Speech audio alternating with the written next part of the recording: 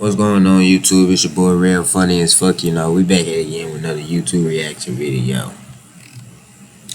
Man, we got top 5 most disturbing cases of real footage, man.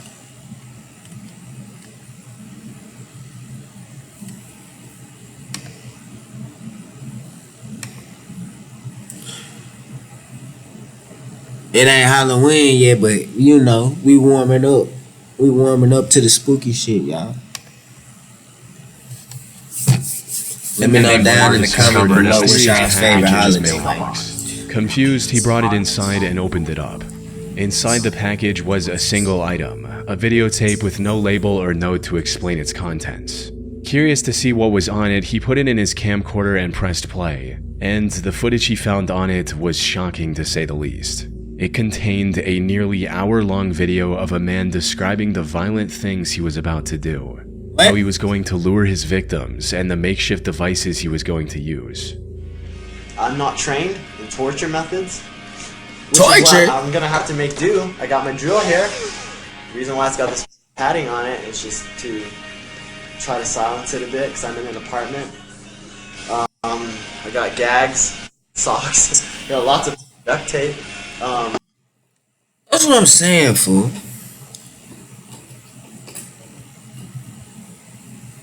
How y'all gonna want to torture somebody in these apartment buildings? Like these walls ain't thin as hell or something. Like folks don't be listening or something.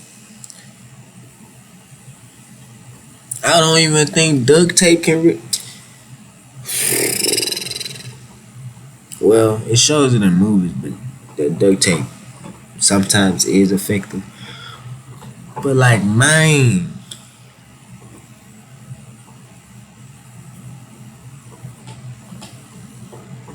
If I know I hear screaming and then suddenly it just go quiet out of nowhere,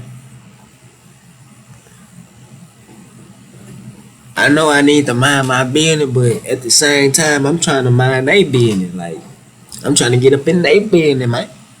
Cause what the fuck is going on next door? What is going on upstairs? What's going downstairs? Like, wherever you hear any type of disturbing sounds, bro, I just feel like you need to get involved, cause this man's talking about silencing his drill, and like we can't still hear that bitch. I got a silencer. Yeah, like you put a silencer on that bitch. Rather crude implements, I think can work wonders, especially if it's used in the right way. However, while the content itself. And don't the fucking FBI and CIA be tracking our phones? So like, well, this was made on a tape recorder, so damn. Phones probably weren't even like that big back then. Them hoes probably didn't even have video recordings and shit and cameras and shit. So all he had was a fucking digital camera. Damn. And you gotta get a search warrant just to get that footage. Was extremely grim. What disturbed Martin more was the fact that he personally knew the person on screen. This wasn't the manifesto of a serial killer planning to take innocent lives. Instead, it was the final message of Martin's close friend, Ricky Rodriguez, a man who was tormented by a cult from the moment he was born. He eventually managed to escape the cult and was now planning to take revenge on the people who did unspeakable things to him for all those years. Okay, now that makes much more sense. Now, if you're going after the people that did harm to you, then I totally agree with what the fuck you're doing. Get your get back, my boy. Get your fucking get back. Because why does a mother? No, fuck that. I ain't even gonna put on the mama. Because I ain't gonna lie, on the little movies I do be watching it, when it involves cults and shit, and when the leader probably, rape the women, enforcing them, and all that shit.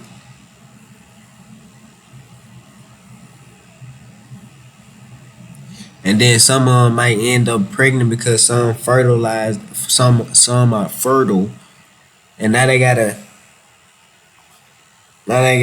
birth the bastard. They gotta birth a demon seed. Not necessarily saying that they are the demon, but it's by the person that did the raping. I mean, not the raping, the raping.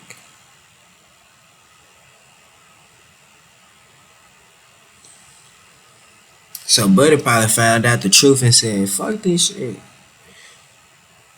I'm mentally fucked up because of y'all, so I'm finna come out and get y'all." I totally agree with what you got going on, my boy.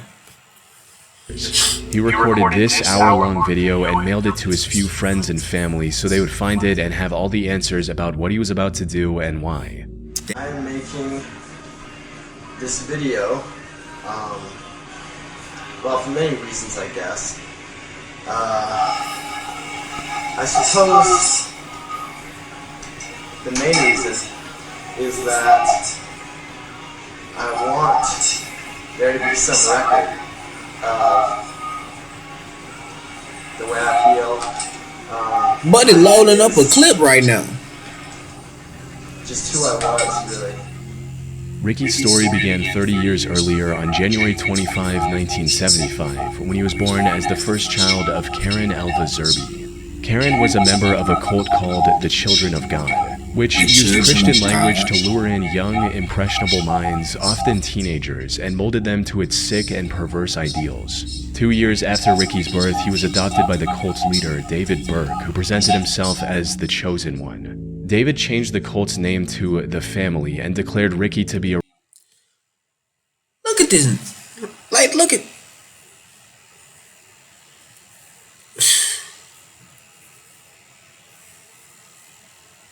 His face would just give me bad vibes already, so like...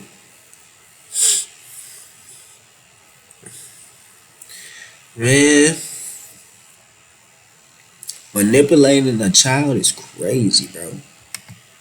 religious herald, granting him a special position in the organization. However, while he was treated like royalty by the other members on the surface, behind closed doors, Ricky was the victim of vile acts no child should ever have to endure. David not only encouraged these acts, but went as far as to write a whole book about everything he and his followers did to Ricky, called The Story of DeVito. This abuse continued for many years, but as Ricky got older, he became aware of David's lies and manipulation. Then, in 1999, he finally managed to escape the cult with his girlfriend Alexia Manuel by faking a visit to the cult's compound in Mexico and fleeing to the US instead. Reintegration into society after 24 years in an isolated cult was anything but simple, but Ricky somehow managed to pull through and secure a job as an electrician. He also married Alexia and later moved to Tucson, Arizona. 2000? Unfortunately, no matter how hard he tried to move forward, the nightmare he escaped continued to haunt him. David had passed away in 1994, and the cult was now under the supervision of Karen Zerby, Ricky's mother. And while the cult had managed to escape legal repercussions by mainly operating overseas, Ricky knew that there were still countless children suffering the same fate as him. So, in January of 2005, he decided enough was enough and took matters into his own hands. Which brings us back to the video he recorded and then mailed to a handful of close friends and his wife. In it, Ricky mentioned his ultimate goal, which was to bring down the cult all on his own. Beyond that, a part of this was also about getting revenge for everything that was done to him. There's this need that I have. This need, it's not a want, it's a need, and I wish it wasn't, but it is. It's a need for revenge. It's a need for justice. Because I can't go on like this. In this video, he also laid out his plan for accomplishing this goal. He'd apparently gotten in contact with his previous nanny, Angela Smith, who was among the group that tormented him during his time in the cult. What? He was going to invite her over for dinner at his apartment in Tucson and make her tell everything she knew about the other members' whereabouts by any means necessary. And that's exactly what he did. On January 8th, after mailing copies of his recording, he invited Angela into his home and proceeded with the plan. It's unclear what information he managed to extract from her before taking her life. He then got into his car and drove to Blythe, California. There, he rented a motel and called his wife to tell her about what he had done and what he was going to do next. However, despite the meticulous planning, Ricky ultimately couldn't follow through with the rest of his plan. On the morning of January 9th, authorities found his car in a parking lot just a few miles from the hotel he was staying at. Ricky was found inside the car as well, where he had taken his own life. And while this was tragic news for his loved ones, Damn.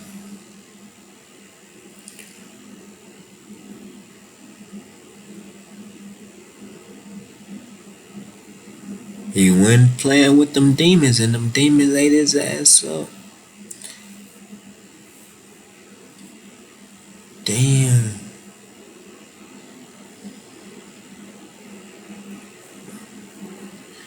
So I'm guessing the pain was so unbearable that he had to take his own life. Not only the abuse, now he gotta deal with a body on his head. Now he gotta deal with seeing her face in all his dreams. He replaying that moment day by day, night by night. So he really going through it. To where he had to say, fuck it, I'ma just I ain't even gonna go through this shit, fool. It's not working. I'm gonna just take myself out. But in those final moments of taking yourself out, like, what's your real feelings right now? Y'all know how we always get emotional. Y'all know, I don't know. I'm gonna say yeah. I'm gonna stop saying y'all know. But like, have y'all ever been in a situation where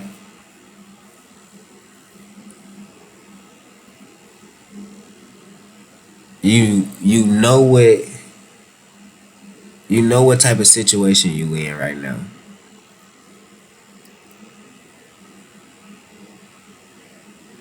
But you don't know how to process all these emotions and thoughts that's coming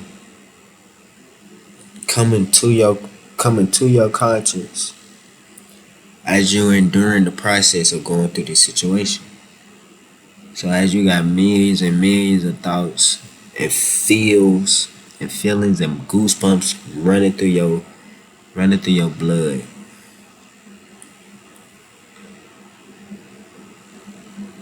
Where is that one thought in your mind where it's like it's regaining conscious, it's trying to regain consciousness over your whole body and mind to say no, it's not worth doing. No, this is not the route we should take. No, there is more to life. No, although I've sinned, there's no reason for me to resurrect myself.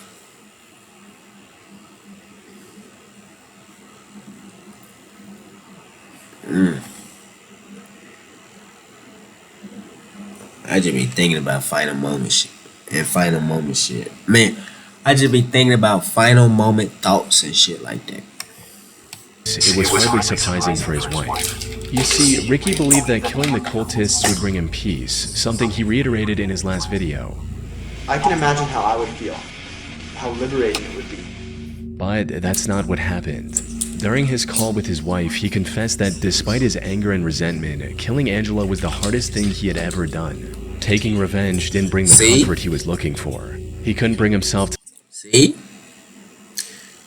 He went and played with them demons and found out them demons ain't nothing to play with. He thought he was up for that. He thought he was up for the dark side.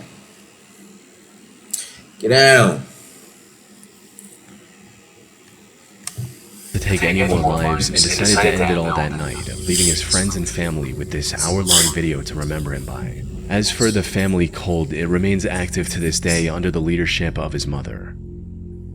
Then your mama is 4th, 2006, at approximately 6:15 a.m., the Barrie Police Department received a chilling call from a woman saying, "My children are dead," in a calm and quiet voice. The disconnect between her tone and the situation she was describing was extremely unsettling.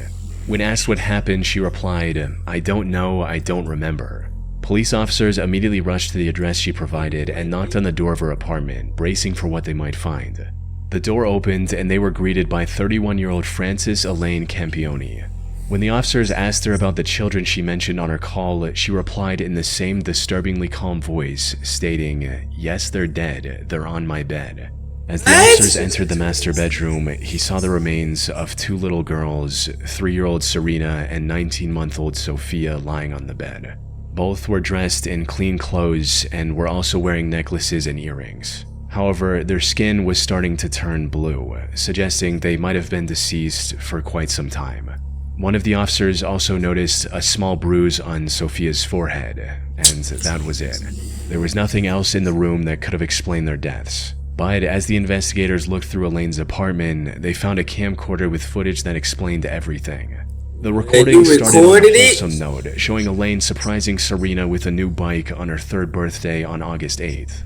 Hi Serena, it's August 8th, 2006. Happy birthday to you, happy birthday to you, happy birthday Serena, happy birthday to you. Serena's 3 today, yay! Shall we go to the living room and see if you got any birthday presents from the birthday fairies? Yes! Okay, let's go. Never heard of that one. I had to go. I just know about the Tooth Fairy.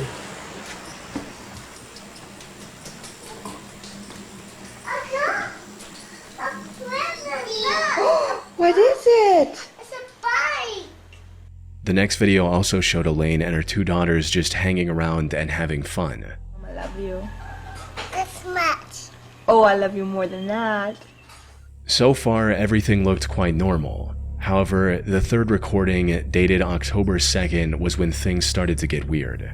The tone of the recordings instantly changed as Elaine suddenly went on and on about their horrible living conditions and the torment her ex-husband Leo and his family had put her through, said all in front of her children.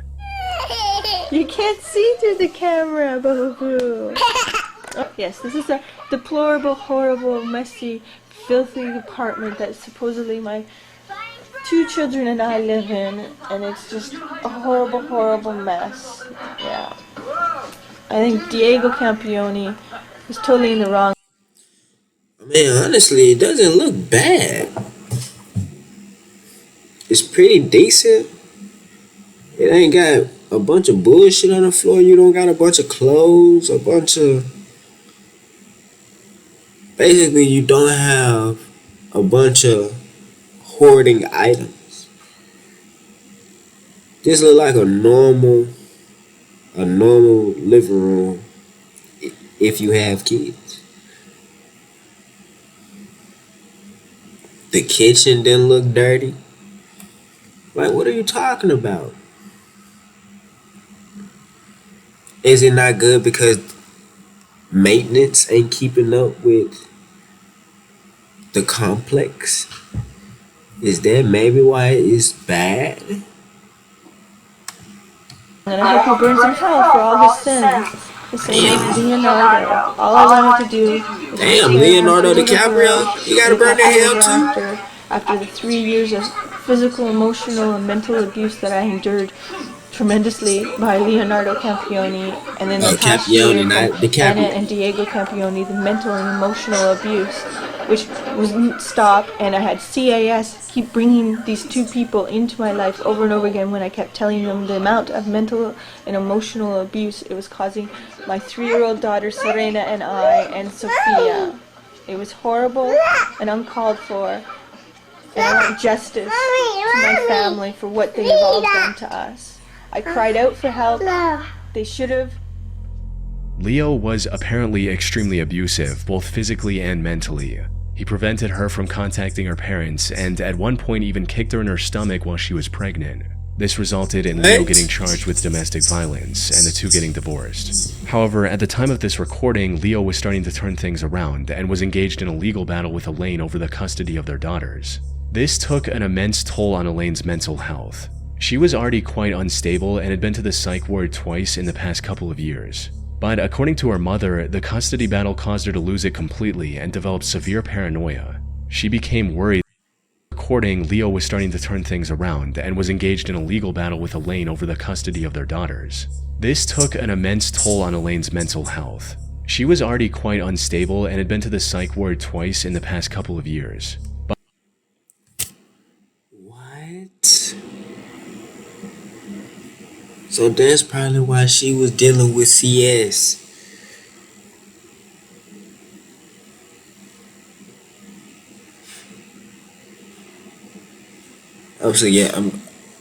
I'm guessing CS is child services.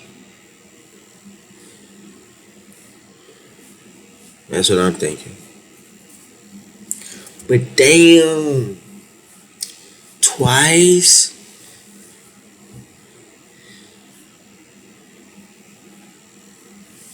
Whoa, bruh. Whoa.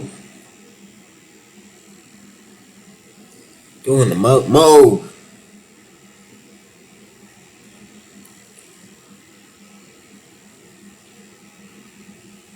But yeah, I believe going into a psych ward twice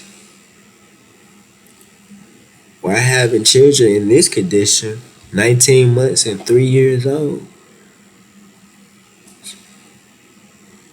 That shit definitely gonna take a toll on her. That shit crazy, bro.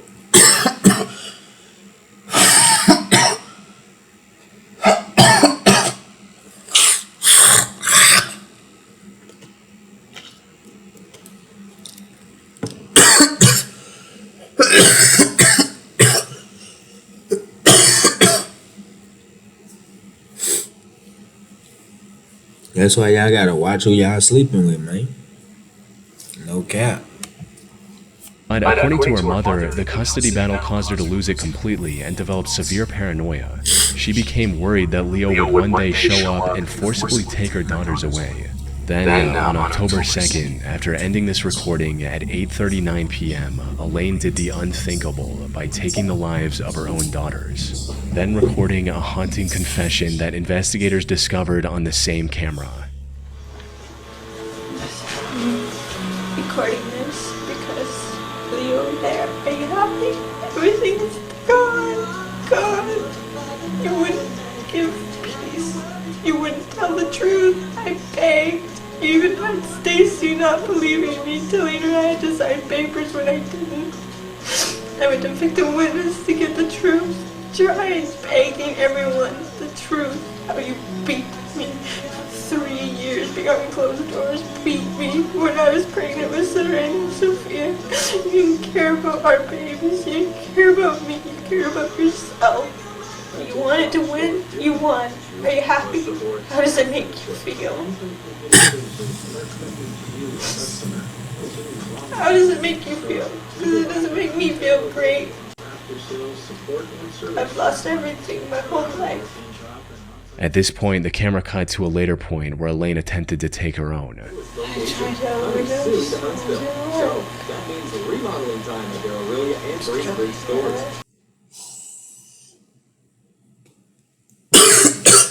Like, shit like this really be sad, bro. Like,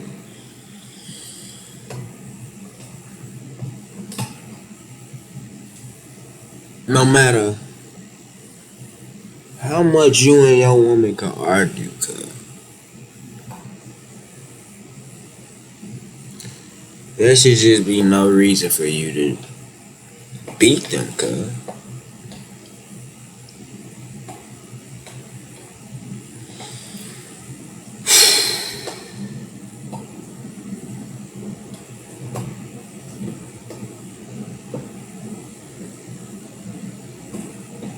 And just imagine if they were still together, their daughters were still here growing up, witnessing that shit. And now, as your daughters get older, they repenting against you. They realize you was never a good father from the beginning. They recognize you was beating on their mama before they was even able to talk down there.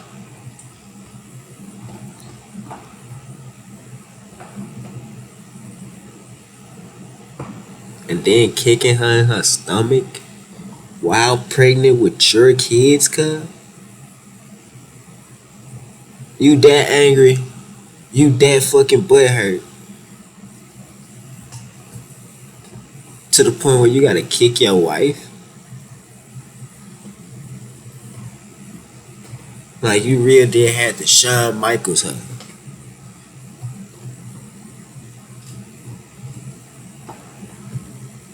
Now what if you would have lost one of your children then? Cause I don't know if it, cause it seemed like Saria came out first and then Sophia.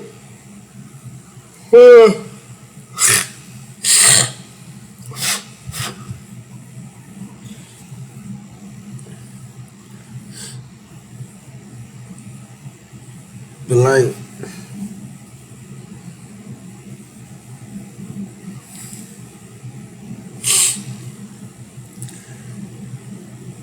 I get she had nobody on her side to believe her. And the one person she had on her side flipping sides and shit.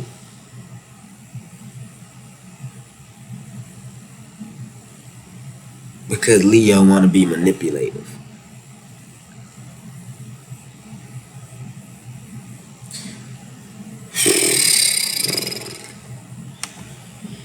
Niggas like you need to go under prison, nigga.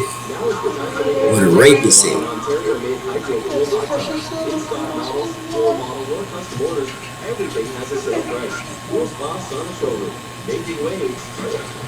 In Aurelia, Grace Bridges soon to be in Huntsville. You can also check them out on the web at poolspasonicshow.com. Elaine was arrested on the spot and was later charged with murder, with the found footage in her home serving as crucial evidence against her. Damn. She was ultimately sentenced to life in prison with the possibility of parole after 25 years. Damn! Life? Life.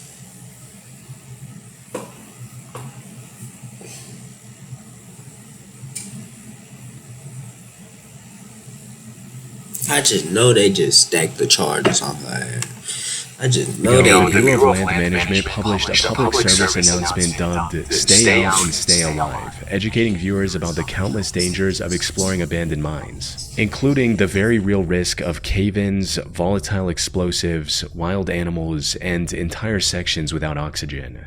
However, the most chilling part of the video was the story and the accompanying found footage. July 4th, nigga, you supposed to be out popping fireworks. On July 4th, 1998, a group of young men found an abandoned mine in Nevada and decided to explore it for fun. Though, surprisingly, the boys seemed acutely aware of the mistake they were making right from the start. As you see Brian pointing out, stay alive. It's a good point, but we're not too smart, so we're gonna go anyway. I said we're not too smart. Yet the allure of exploring a place untouched for decades was too tempting for them to ignore. However, the deeper they went into the mine, the more dangerous it became, with the boys walking over sketchy wooden bridges to continue their journey. They even found signs of the mine caving in, but chose to ignore those signs just to venture deeper. If you look at all this, there's lots of rocks and stuff that have fallen from the ceiling, which indicates that probably a good idea to be walking this way. And, well, they've already fallen, so they're not gonna fall again. Well, there's more to fall still.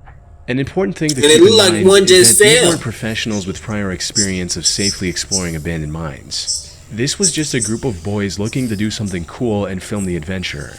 They could have easily plunged to their deaths down a 1,000-foot mine shaft or gotten lost in the miles-long maze of tunnels, which started looking more and more likely as time went on. Yeah, we gotta remember where we're... Okay, we got out here. Who painted these X's in the clip? Grant. What do they mean? Get in.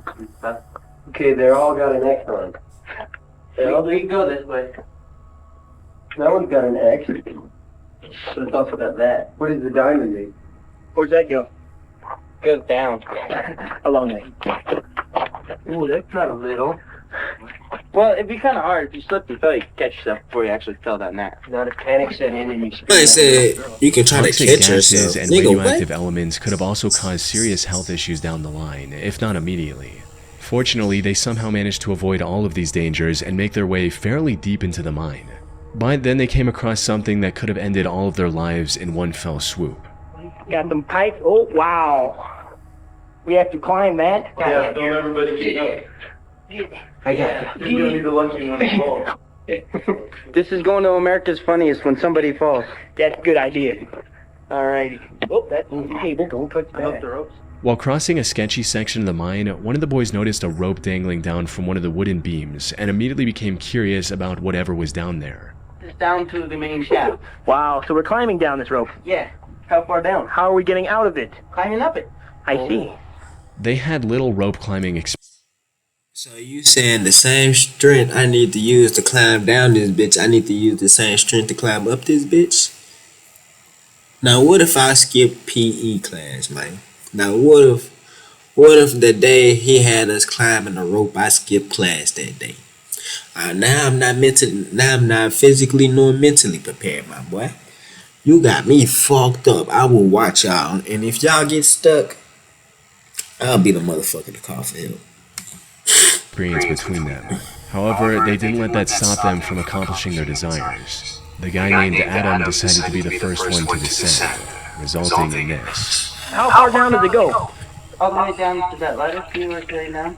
Like a good 30 feet. Or am I gonna hook this I'll camera? go first. I know. It's About 300 feet. You don't like to break up. You don't like to... Put it like he's doing it into your mouth. That. It's all like this. Is it off now? It's not. How am I gonna get this thing down there? Yeah, but how am I gonna get back up? I don't have. Take good. Give you my belt. Straight on. Adam! Oh! Adam! Oh! Adam! Yes. Adam! Why did he think that bitch was even strong enough? It wasn't even tied to anything. Oh, God. Oh, God. Somebody help. Adam! The rope Adam chose to trust was completely worn and gave way shortly after putting his weight on it. This caused him to plunge 65 feet down a dark mine shaft and lose consciousness. Luckily, none of the damage he took on his way down was immediately lethal. He was still breathing. His friends were able to find an exit and contact the authorities, who eventually rescued Adam after an hours-long rescue mission. Ultimately, them escaping the mine without any casualties was nothing short of a miracle. The mine shaft could have easily been over 100 feet deep, or Adam could have just as easily hit his head on the surrounding wall. Both of these scenarios would have resulted in his death. What's even worse is that the whole group could have gotten stranded in the shaft if the... Don't you get fined for shit like this? Cause I remember there's dunes that you're able to walk down. It's a steep ass dune somewhere located in the world, and you able to walk down that bitch and walk back up. But if you get stuck, you gotta pay a $3,000 fine or $1,000 fine or $2,000 fine right then and there for them to rescue you.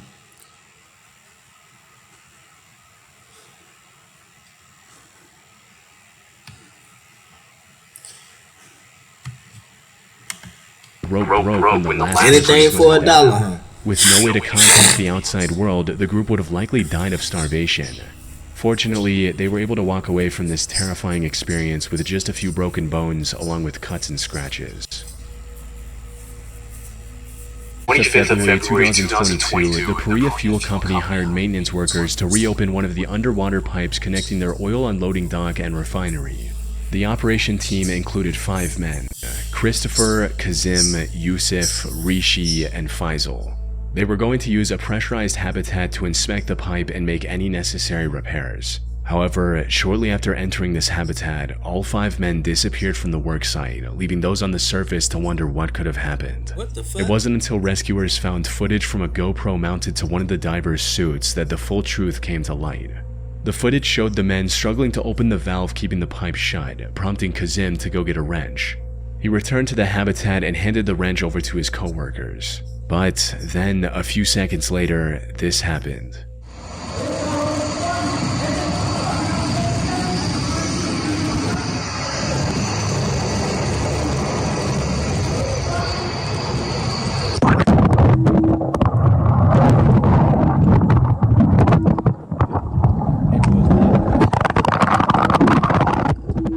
The moment the valve was opened, its low pressure created a powerful vacuum. Water rushed into the habitat while the pressurized air violently forced everyone into the pipe.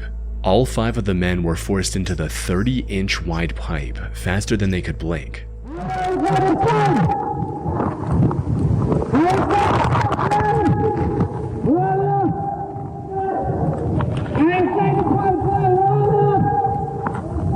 After tumbling through the metal pipe at violent speeds for a minute and a half, they came to a stop at a section containing a small air pocket, just enough to keep them alive, allowing them a brief moment to find their bearings and assess the gravity of their situation. Yo, what? Yo, what?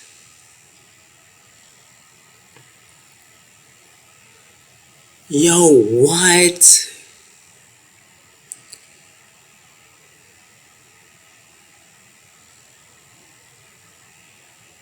See, when it comes to working with these water jobs or these high risk jobs, you just got to think about every small possible thing that can go wrong in any situation, in any project you're doing.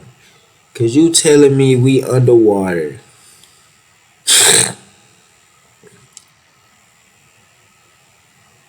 We're underwater. And all of a sudden, I'm working on the jet and a valve open up. And now we're sucked in. Did you see how fast that shit happened? When Buddy dropped, I'm thinking he failed. Whole time, the vacuum just turned on to suck his ass up. And he said a 30-inch pipe, so all 5 of them is fitting in a 30-inch pipe. And I don't even know my measurements like that. Is this the damn is this the 30 inches?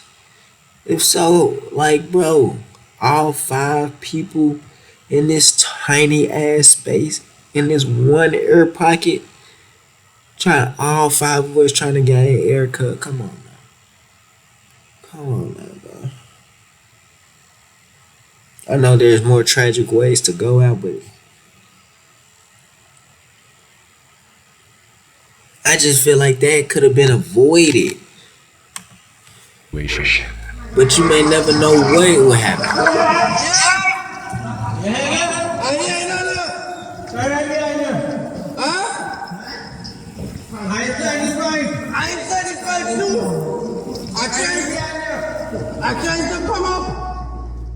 All of them were barely breathing, and one of them had also injured his leg. And while the air pocket was keeping them alive for the moment, it wasn't going to last very long. So, with no other option, the 2 men at the front, Christopher and Fine,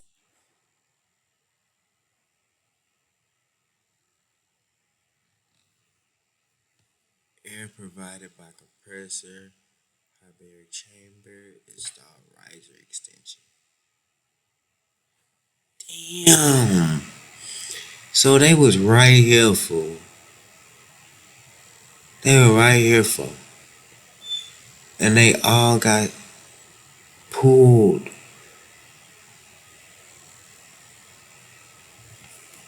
Bro, they 55 feet underwater right now. With minimum air, bro. And look how much far they gotta go. They can't. Whoever got their leg broke, I hope you're not the first one, bro. I hope you're not the first one.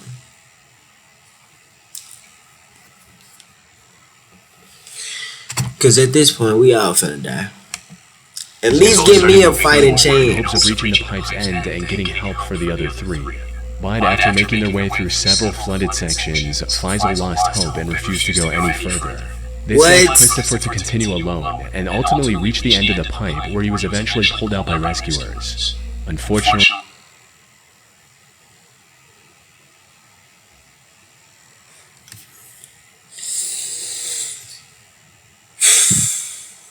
This is a prime example of whatever you start, you need to finish, my boy. Cause not only you would have been alive, but at least two of y'all would have made it.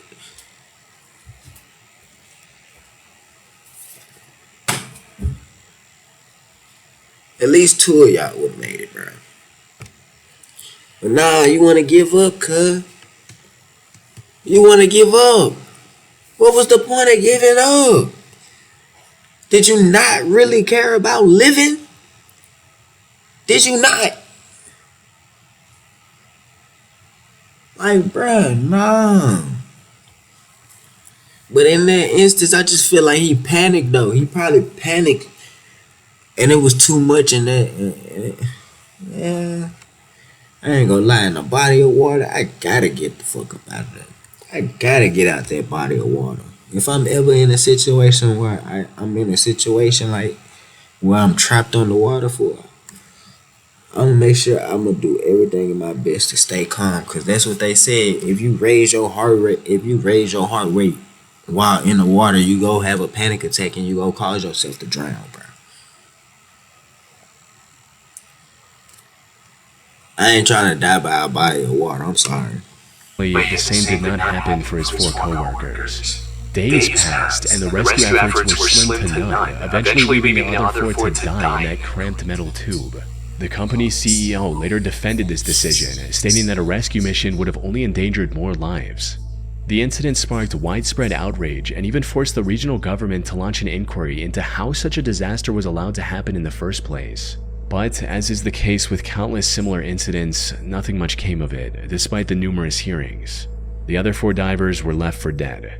That said, the Trinidad government did announce a compensation of $1 million for each of their families.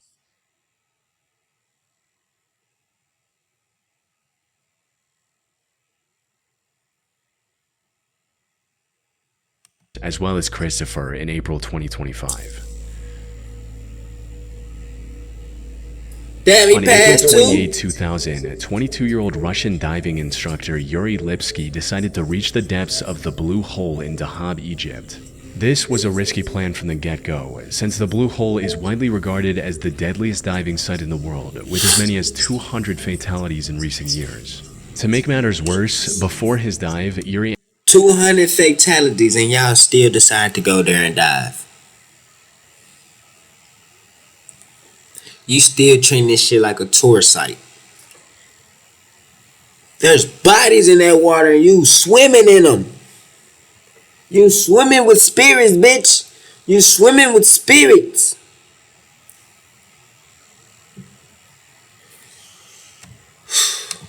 asked a local technical diver to accompany him on his journey. All of them rejected him, since the preparations for this risky of a dive took as long as a week. Yet Yuri wanted to go in just 2 days, no matter what. Even after every instructor refused to support his plan. So, you expecting to cut a week of progress down into 2 days, boy? Who the fuck do you think you is? Aquaman, nigga? Shark Boy, nigga?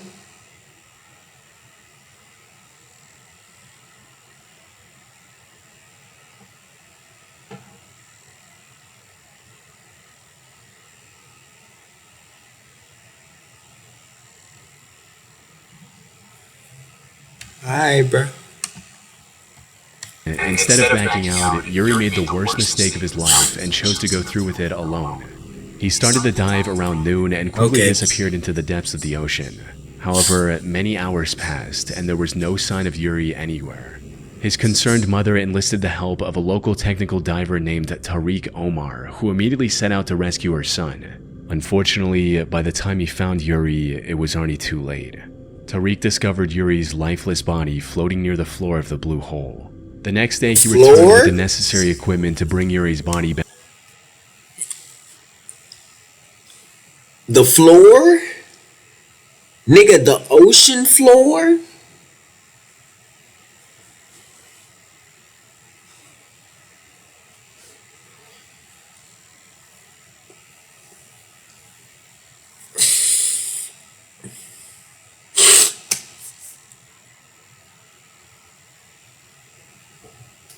In all actuality, how does a body stay in the water for so long with that many sea creatures?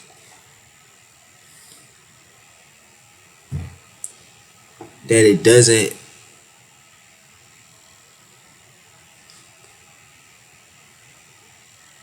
doesn't appear there no more. Like, I'm sorry if I'm taking this in a different direction, but do sea animals not eat dead people? And there's plenty of fucking sea creatures on the ocean floor. Trust me. I be watching Animal Planet and shit. Planet Earth and shit. Discovery Channel and that shit. So I be knowing for real. So that's what I'm saying. His body was able to be found. That's where I'm getting at. That shit crazy, bro. Back to the surface and got to work. But as he was about to take Yuri back, he noticed that Yuri's diving camera was lying nearby. So he grabbed that as well and began ascending. This camera had captured the final moments of Yuri in haunting detail. Buddy is literally on the floor.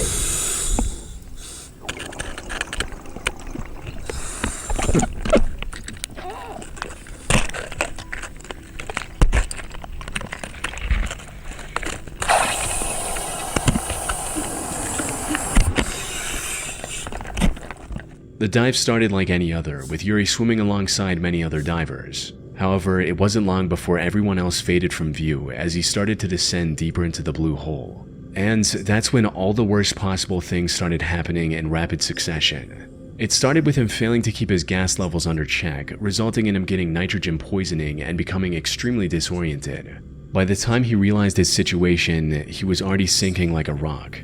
He started panicking and began inflating his buoyancy control device quickly to avoid sinking any further. Tragically, this backfired.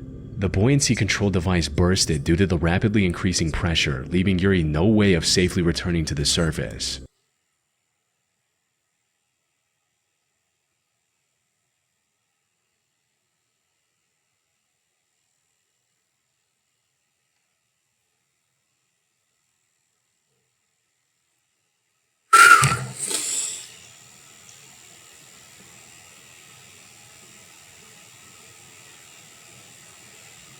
So not only was you hard-headed, but your equipment failed on you. Because you wanted to go deeper than you was actually supposed to go. One thing y'all gonna learn about the ocean is them deep sea levels, man. Not being able to breathe in certain regions of the ocean, man. Just like how we got levels in the sky, like the atmosphere, the metrosphere, and all that shit, the stratosphere and all that shit. That's the same way with the ocean, bro. Your motherfucking chest go get caved in, nigga, because of the water pressure is all around you, bro. That's why I don't fuck with the ocean like that. But I would definitely swim in that bitch, but I just don't fuck with it like that. I already no bitch shit, but I already be worried about what the fuck is at the bottom of that hole when I can't see. Like what sea creature is by my feet right now? Cause even jellyfish come up on shallow water, so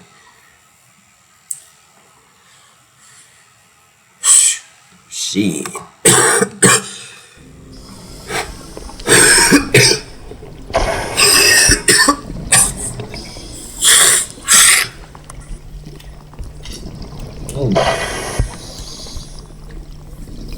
Damn, R.I.P. to bro though. The increasing depth exacerbates the symptoms of nitrogen poisoning as well, and it wasn't long before his camera captured the horrific sounds of him struggling to breathe, ending with him sinking to the 377 feet or 115 meters deep sea floor and passing away. Fuck. The only silver lining in this whole situation is that there's a good chance the found footage helped at least one diver avoid a similar fate by learning from the mistakes that cost Yuri his life.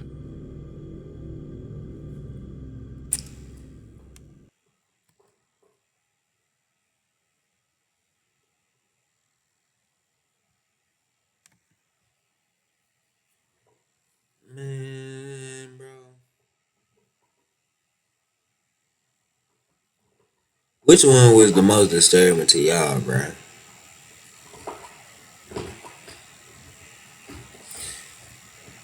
For me,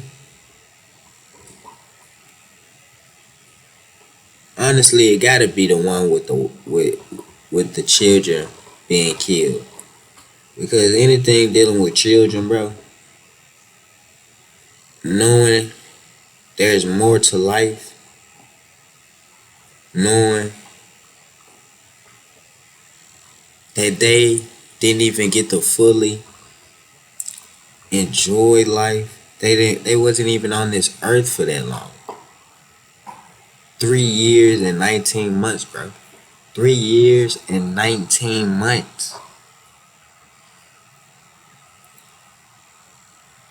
They barely get to see the real things that they were supposed to see at the different age stages. They didn't even probably fully get to experience middle school, pre-K, kindergarten, bro. Like,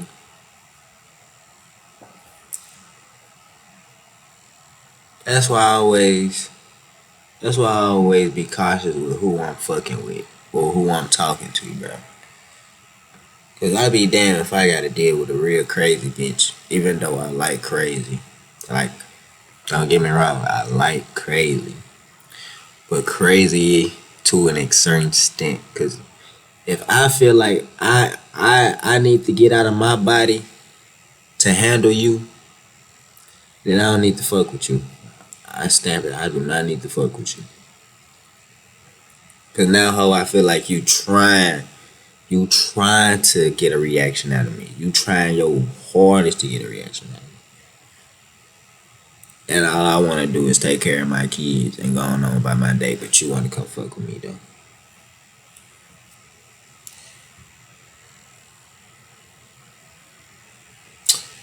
Babe. I'ma show you. But if you enjoyed the video, drop a like, comment, subscribe for more. It's been your boy, Ray. Wait.